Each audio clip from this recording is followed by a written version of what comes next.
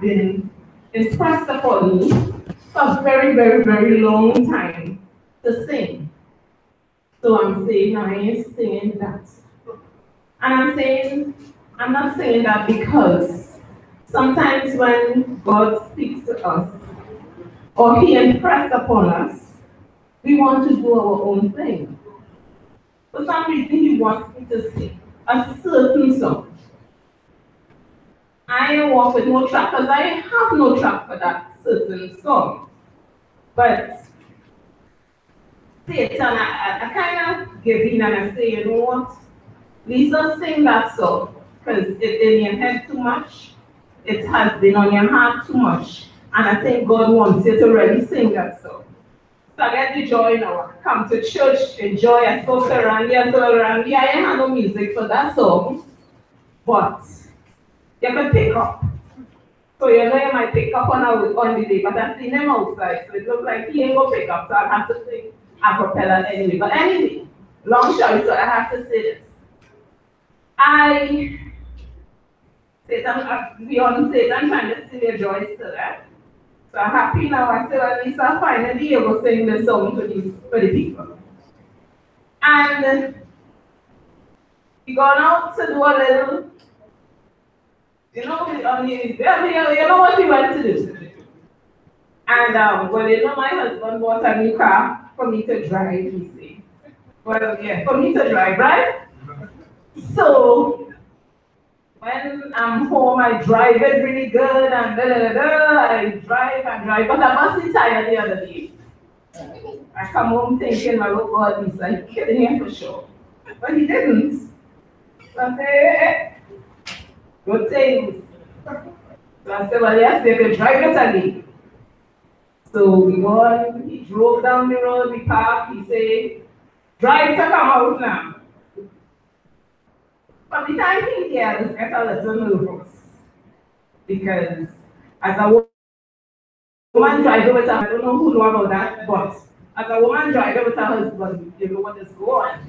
But anyway, he wasn't there, so I have no excuse. But he walked down the road and he said, drive. So I said, this I don't drive the man car, next thing you know, in this tight space. But I did drive the man car, but our car. The two shall become one. Our car. Anyway, so I did jump in this car, say, well, all right, girl, you have to show yourself today. So I decided to show myself. And I want to make a 3-point turn and, you know, show I could do this thing. I believe I could do it. And I'm sure he believed I could, so he walk away. He himself is still come back, stop there, reverse, go hard. And I hit the man car. It was a little thing. You could see it, it was a little thing. I hit the man car this morning. Satan, or they want to tell all you, Satan is real busy. You know, man, hit car. I get a little ball up, which put me in a crying state. I was real crying. I said all this because I'm still crying. So I had to make sure I stop crying before I could sing this song that God wanted to sing for them. So I did hit the man car. It got a little dent. He did quarrel. I did cry. I went to Serenity. I said, I'll say nothing. I'm vexed. I'm not telling them people nothing, but I was impressed to tell them something that was very valuable to them. And I did. And then I come back in the car. I make a decision, eh? I ain't driving that car. But I will drive it. After at the time I'll get over, I will drive the car. And it's not good when I'm driving it, so I'll drive it. But at the end of the day, Satan, no matter what we do, he always finds a way to steal your joy. He finds a way to make you not take that happiness from you and allow you to do not what God do, you know, not to do what God wants you to do. And God wants me to sing a song for you. Now, the song may have no music, so I hope that around you can pick up. This was a song that I had wrote a while ago. and I'm in the process of trying to get it produced. But the thing about it is, for every time I have to sing, now I'm saying to myself, this song ain't good enough. So when I feel like when I'm hearing you say you need to sing that song, one of them, this is one of the songs. I say to myself, me gonna sing that, then people laugh at me. And then I would say like that song not good enough. But the fact that he is saying to me you need to sing this song means that in his eyes it has to be good. And in his eyes somebody will get that message. So I hope as I sing a cappella, hoping that Randy pick me up, that the blessings of this song will impress upon your hearts. Randy, ready?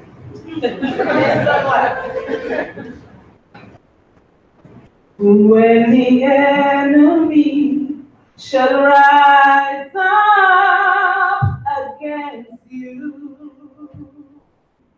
and you feel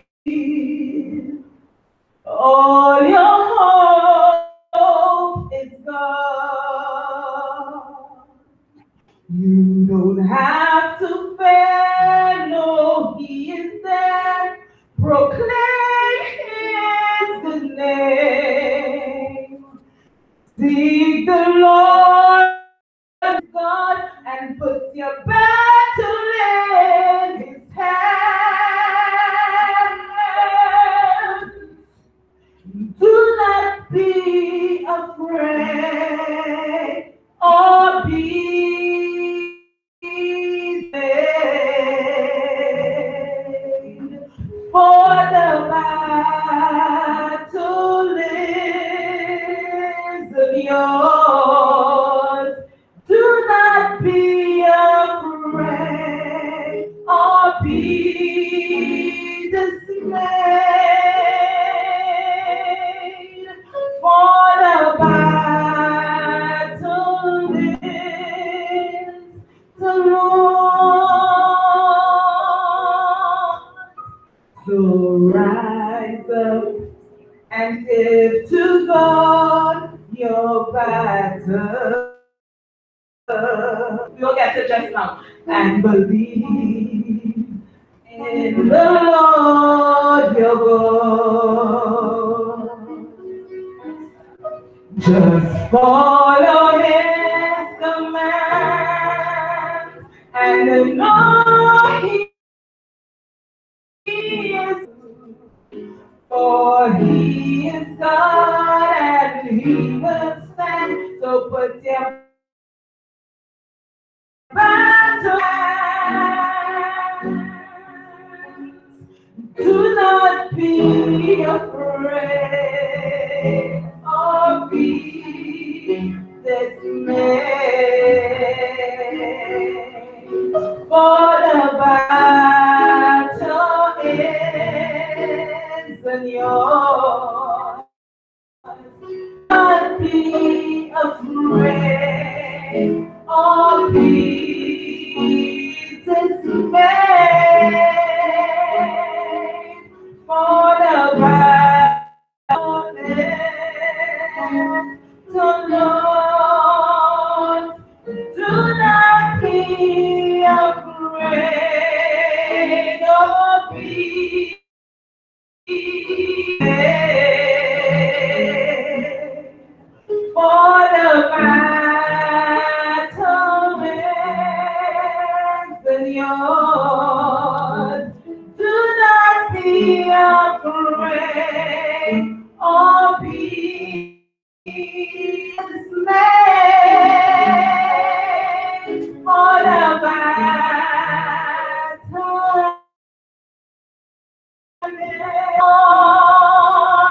you don't have to fight. Your battle stands and see the salvation of your God. He who is with you now and forever. You don't have to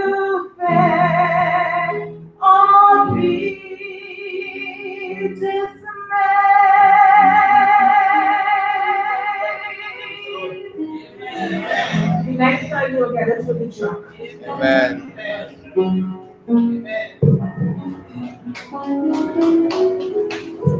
morning, everyone. Pleasant Sabbath. I want to thank Sister Lisa for that song and Sister Melissa. You know, that song was a very, very perfect song for this sermon. Do not be afraid, for the battle is the Lord's. And this morning I want to talk a little bit about David and Goliath. We have a nice opening. Do not be afraid, for the battle is the Lord's. Amen. So let us turn our Bibles to 1 Samuel chapter 17. As we begin.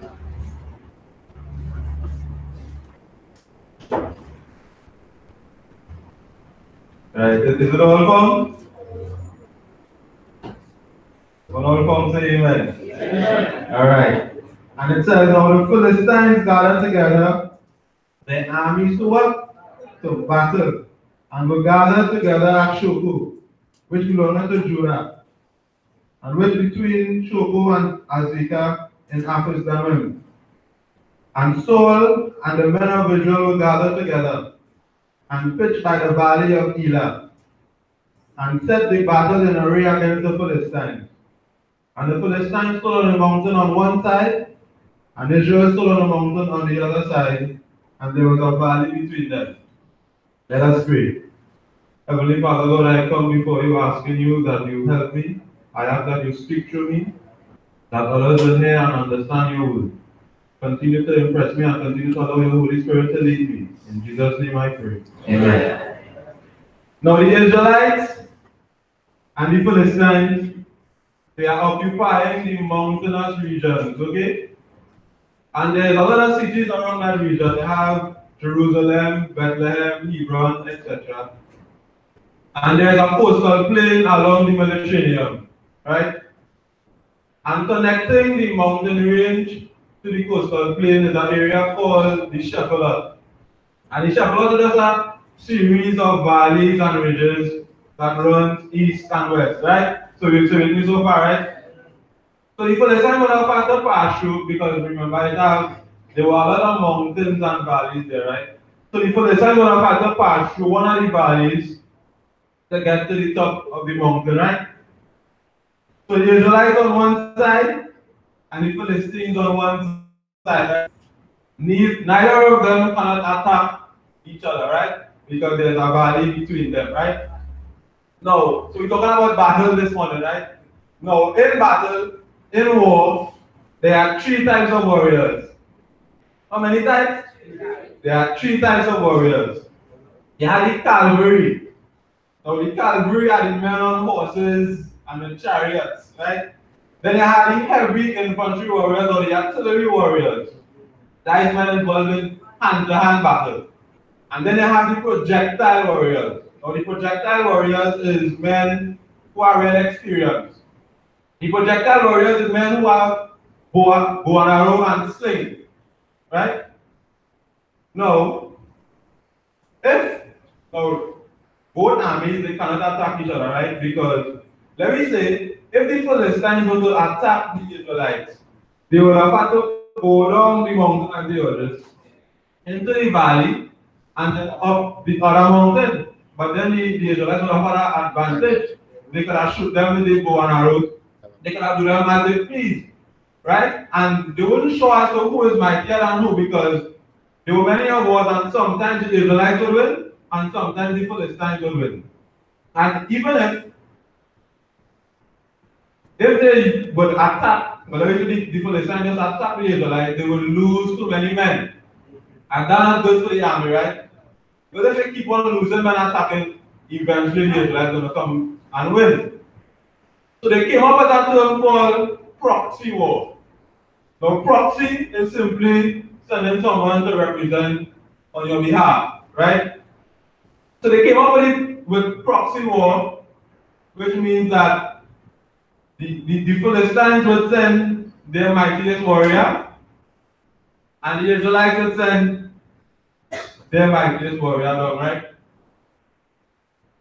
So the Philistines sent their mightiest warrior down, right, into the valley floor. And he is requesting that they send the warrior down as we read verse 4. Right, and it says, and there went out a what?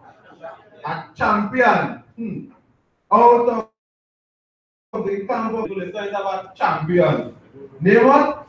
Name Goliath of Gath, whose height was 6 cubits and a span, that's about 9 feet and something. And he had a helmet of brass upon his head, and he was armed with a great coat of mail. And the weight of his coat was 5,000 shekels of brass. And he had greaves of brass upon his legs, and a target of brass between his shoulders. And the staff of his spear was like weaver's beam. And his spear's head weighed 600 shekels of iron. And one bearing a shield went before him, so he had someone carrying a shield, right? And he stood and cried unto the armies of Israel, and said unto them, why are ye come to set your battle in array? Am I not a Philistine? And his servants to Saul, choose you a man, that he may be able to come down to me. And if he be able to fight with me and kill me, then we will be your servants. And if I prevail against him and kill him, then shall he be our servants and serve us. And the Philistine said, I defy the armies of Israel this day. Give me a man that we may fight together. Right? So Goliath, as big and as bold as he is, he wants a man to fight with him, Brother Timothy, right? So they mentioned that whosoever wins, right? The other army will become the servants of the man that wins. I know what the latest movie trending now. I don't want to say the name of the movie, but it rhymes with Panther. Yeah. It is Panther. Yeah, it rhymes with Panther, right? It is Panther. You would see in one of these scenes, right? They would have a battle, right? And whosoever wins the battle will be king of the throne, right? So that is the picture that this is really depicting here, right? And verse 12 says, and when Saul and all Israel heard those words of the Philistines, they were dismayed and greatly afraid. Now the whole Israel army is terrified. Nobody wants to go up against Goliath. Nobody wants to fight Goliath, right? So we all clear on that, right? Even Saul. Now Saul was the leader of the Israelite army, right? And even Saul is afraid. Saul failed as a leader, Sister Gemma. Saul failed as a leader. Imagine your leader afraid. What I'm saying to the whole Israelite army. So it takes a real strong man to stand up in that time, right? So moving on, right? Verse 12 said, and we're going to see the man who stand up. It said, now David was the son of the Ephrathite, of the Bethlehemite Judah, whose name was Jesse. And he had 8 sons. And the man went among men for an old man in the days of Saul. And the 3 eldest sons of Jesse went and followed Saul to the battle. And the names of the 3 sons that went to the battle were Eliab the firstborn, and the next unto Abinadab, and the third Shammah. And David was the youngest, and the 3 eldest followed Saul to leave David there. And but David went and returned from Saul to feed his father's sheep at Bethlehem. So David went in the other city, Bethlehem, to go and see about sheep. Now David always wanted to go to battle, but because of how small he is, Jesse told him, hey, you go and you see about sheep. And so the others went to battle with him. And moving quickly along to verse 20. It says, and David rose up early in the morning and left the sheep with a keeper and took and went as Jesse had commanded him. And he came to the trench, and the host was going forth to fight and shouted for the battle. For the Israel and the Philistines had put the battle in array, army against army. And David left his courage in the hand of the keeper of the carriage and ran into the army. Now remember I said David always wanted to fight. He always had that passion to fight. And came and saluted his brethren. And as he walked and as he talked with them, behold, there came up the what? Champion. Now all through the Bible they call him this man a champion, right? They call him Goliath a champion. The Philistine of God, Goliath by name, out of the armies of the Philistine, and spake according to the same words, and David heard it. And all the men of Israel now are reading it so we can get a clear picture of what is taking place, right? Right. And all the men of Israel went when they saw the man and fled from him, because all of them was afraid and were so afraid. And the men of Israel said, have you seen this man that is come up? They're saying, wait, boy, you ain't see how big this man is? We lost, we lose already. He could beat everybody here with a wink of an eye. No man, right? Very. And verse 26 says, and David spake to the man that stood by him, saying, what shall be done to the man that killeth this Philistine? Now everybody is afraid of Goliath, right? And here comes David saying, hey, what shall be done to the man that killeth this man? Right? That's what David, that's the question David asking. Eh? David is asking, hey, I wonder how strong this man is. Right? He is asking, what shall be done to the man that killeth this Philistine, right? So we see the confidence that David has here, right? Verse 27, what shall be done? Very, verse 22. Alright, well, we didn't go back. And David spake to the men that stood by him, saying, what shall be done to the man that killeth this Philistine, and taketh away the reproach from Israel? For who is this uncircumcised Philistine, that he should defy the armies of the living God? David saying, who is this man? Who is this man? Who he feel he is? Right? And the people answered him after this manner, saying, so what shall it be done to the man that killed him? And Eliab, his eldest brother, heard when he spake unto the men. And Eliab's anger was kindled against David. And he said, why camest thou hither? And with whom hast thou left those few sheep in the wilderness? And I know thy pride and thy naughtiness of thine heart, for thou art come down that thou mightest see the battle. And David said, what have I now done? Is there not a cause? So you feel a man? And he turned from him towards another, and spake after the same manner. And the people answered him again after the former manner. And when the words were heard which David spoke, they rehearsed them to Saul. So they went and told Saul what David was saying. And he said, and he sent them for him. And David said to Saul, let no man's heart fail because of him. Thy servant will go and fight the Philistines. Now David wasn't just fighting for the Israelite army.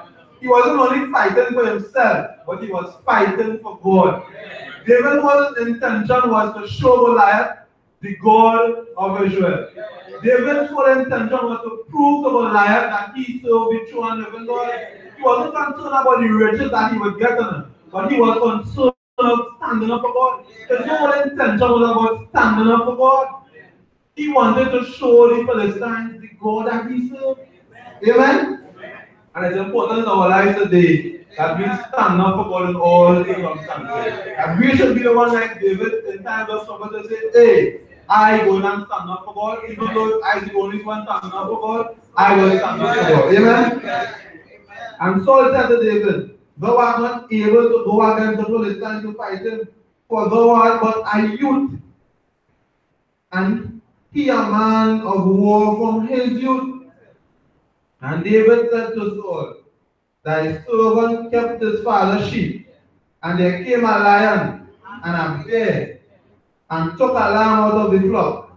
And I went out after him, and smote him, and delivered it out of his mouth. And when he arose and smote him, and slew him, thy servant slew both the lion and the bear, and this uncircumcised Philistine shall be as one of them, seeing he had defied armies of the living God. And David said, moreover, the Lord that delivered me out of the paw of the lion, and out of the paw of the bear, he will deliver me out of the hand of the Philistines. And Saul said unto him, well, said unto David, go, and may the Lord be with you. Now Saul is tired, Only David alone want to go. Well, Saul said, hey, fix your next ball, you go ahead, Whatever happen. I say Saul failed as a leader. Saul don't give up already. Saul ready to plant trees for the already. Right? So David went, right? Saul told David, hey David, you can't go and fight this man, boy. This man fighting war since he's small. Who is you? You not this boy. You go and fight this big man. But David said, hey boy, since I small, I slay lion and bear. And you know what? More than that, I go and have this for this time like a lion and bear too. When I done it's when you say I gonna cut off in it. Right? Hey, I can imagine David telling Saul this. David is a real great man, right?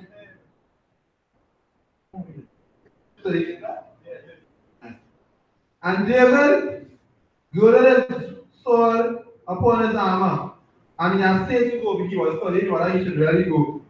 For he had not proved it for the armor. And David said unto Saul, I cannot go with these, for I have not proved them. And David put them off, right? So, how much types of warriors do you have as I discussed earlier?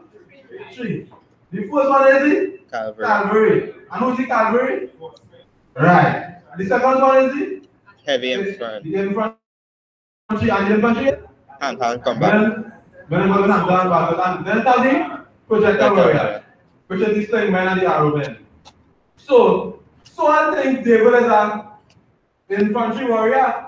Saul thinks that David really going and fight this man in a hand-to-hand battle, right? But David knew his strengths. David knew his abilities. David said, hey, I have not proved these things. I am a shepherd boy. Shepherd boy don't have armor.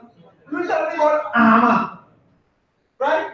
And it is important that we know our strength. It is important that we play to our strength. You see, if we play to our strength, we will always be victorious. As David. So David know that armor ain't making no sense, right? I mean, if you ask outside, this would say, well, they can protect you and all that kind of thing. But David knew his strength. Amen? And it is important that we know our strength as Christians, right? And verse 40 says, and he took his staff in his hand, and chose him 5 smooth stones out of the brook, and put them in a shepherd's bag which he had, even in a strip, and his sling was in his hand, and he drew near to the Philistine. Right? And the Philistine came on and drew near unto David. And the man that bare the shield went before him. And the Philistines looked about and saw David. He disdained him, for he was but a what? A youth, and ruddy, and of fair countenance. And the Philistines said unto David, am I a dog that thou comest to me with tails? Here the plural. And the Philistine cursed David by his gods. And the Philistine said to David, come to me. Even Goliath thinks it's a hand-to-hand battle.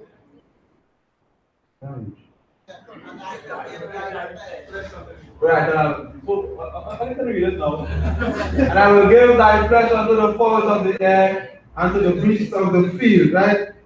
And verse 45 said, and David said to the Philistines, thou comest to me with a sword, and with a spear, and with a shield, but I come in the name of the Lord of hosts, and the God of the armies of Israel, and I said before, whom thou hast defied, this day will the Lord deliver thee out of mine hand, and I will smote thee, and take thine head from thee, and I will give the carcasses of the host of the Philistines this day unto the fowls of the air, unto the wild beasts of the earth, that all earth may know that there is a God in Israel. Amen. Now, in this story here, David seems to be the underdog. Right? Yes. The favor of winning seems to be on Goliath's side. Right? That's how it seems to be, right?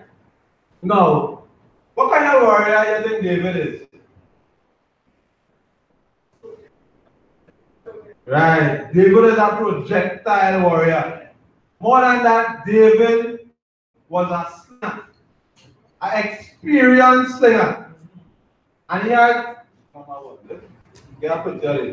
and he had a sling, right? I have a picture of a sling. I'm trying to get up there, right? Right. So that is sling there, right? And that is not the jokey sling. It's what we have today that they pull so. That is the real thing there, right? So you see, it have a pouch and it have a little string at the end there to put between your ring finger or your middle finger. And you just put up a little and you swing it. No, number two. Number two. Right, you can zoom it up there. Right, so that is the action that David took to release the stone, right? Now, scholars in ballistics say that that sling there is equivalent to a .45 handgun. So let me done there. It was kind of ironic, so not gone into it, right? So you can just think about me one time, right? So that's sling there, that's a .45 handgun, right? Now, when David swings this sling about 2 revolutions or so per second, that stone going with full force. Eh? Bullet speed, right? Probably about 35 meters per second, right? And that is a real speed for a stone, right? More than that, right? Well, scholars say, because I'm not so smart, right? That the stone in the valley of Elah, because the valley of Elah is barium sulfate, right? And barium sulfate stones is twice the density of normal stones, right? And more than that, the stones that David chose was what? Smooth stones. Nobody Bible describes it as smooth stones now. Smooth stones would have been more effective, right? If the stones was rough, it would have stick in the pouch, with would have decreased in speed and all that, but I don't get into all that physics, right? So the smooth stone would allow the sling to, so the stone to slide out easily and that is going to be more effective, right? So David was he was a professional, right? If it had one thing now, I would have wanted to be a projectile boy. I would have wanted to be a slinger.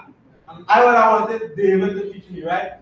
Now, historical records show that experienced slinger like David, they could hit a target about 200 yards away.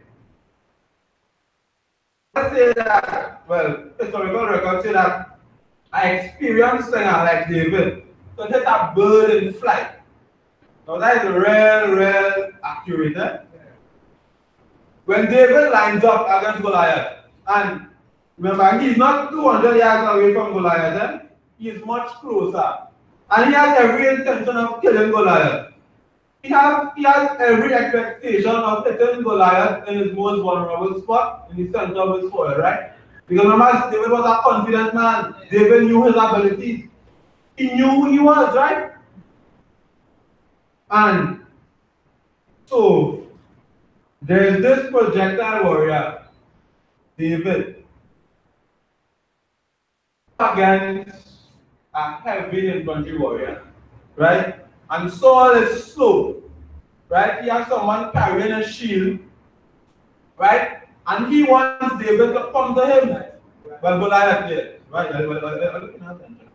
So Goliath wants David to come to him because even Goliath thinks that this is a hand-to-hand battle, infantry against infantry, right? But now he's getting a clear picture of what's going on, right? Now David could have stayed right there and killed Goliath. Goliath has no chance of winning, right? Now he's getting a clear picture, you get to see who is at a disadvantage. And who's at a disadvantage? Goliath. Because David could stay from here and kill Saul quite on the road there. Goliath. Right? No. Goliath is not as he seems. Right? To begin with, Goliath is led onto the army floor by an attendant, right? Imagine this big, strong, strapping man, and he have an ex-man carrying his shield. What kind of thing is that, right? But there's something fundamentally wrong with Goliath, right? Now Goliath is 6 feet, right? Which is about 9. But Goliath is 6 cubits, which is about 9 feet and something, right? Now, when somebody is that height out of the norm, there is something wrong with them, right? If it was the most, well, the tallest man, you would see that most of them skinny and all that, right? But when Goliath's case, right? And the most common illness in, well, giantism is an illness called acromegaly. They want when you go, you can research it, right? Acromegaly, right? And it is a condition which has a combined tumor on your pituitary gland, right? Which causes an overproduction of human growth hormones, right? And many, well, historical records show that most giants have acromegaly, right? Now, acromegaly have very distinct side effects, right? It have many side effects, right? But I want to do it, but the side effect I want to talk about is precisely to do with vision, right? So, the pituitary tumor, as it grows, often starts to compress the visual nerves in your brain. Right? It compresses the visual nerves in your brain and it can cause two things. It can either be double vision, or most likely they can be, well, short-sighted. Right? Two things. Now, Goliath, he has acromegaly, right? He has someone carrying a shield, and more than that, let's read verse 43.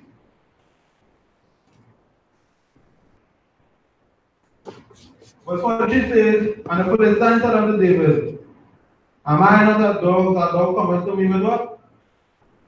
With staff. It says, but how many staffs David has? David only had one staff, but Saul is seeing more than one. So, Goliath he's double vision, right? He don't see too well. So there's the battle there, right? David, an experienced warrior, he has gold on his side, he is very good at what he is doing, and then there is Goliath. Goliath is only effective at close range, right? He is weighed down by the many pounds of armor, and so he's not very fast, right? And more than that, he has double vision. He cannot see too well. So who is at an advantage? David. Goliath has no chances of winning. No chances of winning. None. And you see when you look at it, right? Let me say a human perspective. You're looking at David there. I'm looking at this big giant. Logic would say, well, yeah, of course the giant is going to win. But I say to you today that when you stand up for God, you could defeat any giant that comes in your life. So the whole Israelite army is looking down at Goliath. and they are seeing this big, strong, mighty, extraordinary, and the Bible calls him a champion. That is how the Israelites are seeing Goliath. Right? No. The very thing which was Goliath's greatest strength was the very thing that was his greatest weakness. And I want to say to you today that no giant in your life is as it seems. I want to say to you today that if you trust in God, He will always come through for you.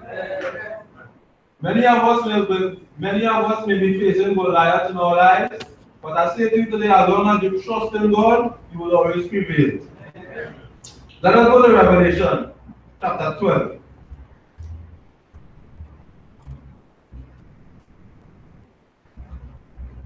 Revelation chapter 12, verses 10 and 11. And it says, and I heard a loud voice saying in heaven, now is come salvation and strength, and the kingdom of our God, and the power of his Christ. For the accuser of the brethren is cast down, which accuseth them before our God this day and night. And they overcame by the blood of the Lamb, and by the word of their testimony. And they loved not their lives unto death. It said that they overcame. I want to say to you today that as long as you trust in God, you will be an overcomer. But it don't come so easy. It's not just about reading your Bible and studying every day. It's about putting the principles that you have learned into your lives. It is about practicing living the life of a good Christian every day. It is practicing that we become perfect as David. So we need to practice. We need to practice certain things that we will allow to be big and strong as Goliath. Gotta remember that God is coming for a committed people. God is coming for people who have given their lives to God. And the devil will come and tell us that we are sinners and that we are no good and that we can only account to nothing. But I'm telling you today that with God, we will always prevail. We need to tell the devil that God is the source of our strength. We need to tell him that we are dependent on God. And as long as we have put God at the center of our lives, nothing is impossible. But it don't come so easy. It comes with spending time with God. It comes with giving God your life. We need to sacrifice our lives to God. It says by being holy, we become changed. We need to give God our life each day. We need to surrender unto God. Because God is coming for a committed set of people. So each day we need to be faithful. We need to stand up even if things are bad. Even if nothing seems to be going right with us, we need to have that faith in God. We need to trust God in difficult times. Because we will need to stand up for God. And if we had to stand up for God in those times, then we had to practice standing up for God now. Now is the time for us to practice standing up for God. So that when times of difficulty come, it will be easy like David for us to stand up for God. And we have to rely on God for strength. We can't be, boastful about ourselves because God is looking for humble people. We need to be humble so that God will use us. We need to commit our lives daily unto Christ.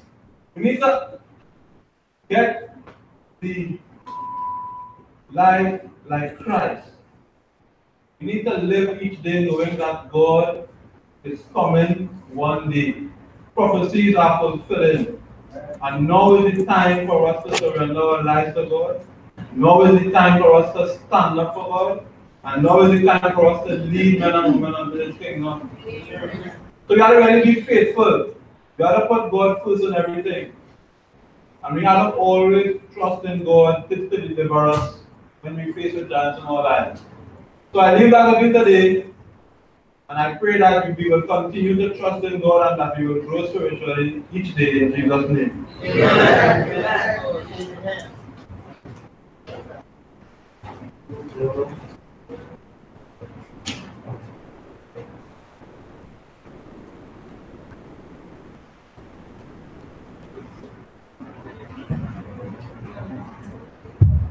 Amen. Amen. Thank God for using Brother Tyrese and a special way to bring this message. In closing, we'll turn our hymn now to song number 528.